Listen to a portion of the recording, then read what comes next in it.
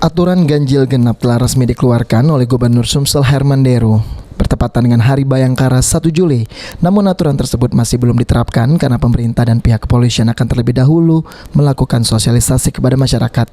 Terkait dengan keluarnya aturan tersebut, Saiful Padli, salah satu anggota DPRD Sumsel dari Partai PKS, mengatakan bahwa aturan ganjil genap yang dikeluarkan tersebut kurang layak diterapkan di Sumatera Selatan, khususnya Kota Palembang. Hal ini dikarenakan kondisi Kota Palembang yang tidak sama dengan ibu kota Jakarta, serta tingkat kemacetannya pun tidak separah dengan ibu kota dan belum tentu bisa mencegah penyebaran COVID-19. Ya, kenapa? Karena di Kota Palembang ini belum saatnya untuk diterapkan ganjil genap. Apalagi disinyalir ini untuk menekan jumlah COVID.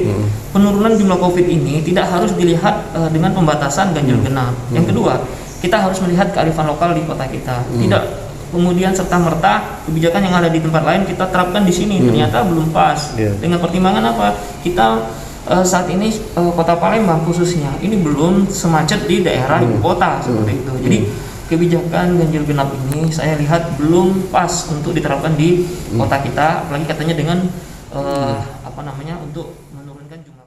Saiful pun menjelaskan harusnya pemerintah provinsi harus gencar melakukan vaksinasi di Sumsel yang saat ini baru mencapai 58%, serta proses 3T harus menjadi prioritas. Firman Hidayat, PAL TV.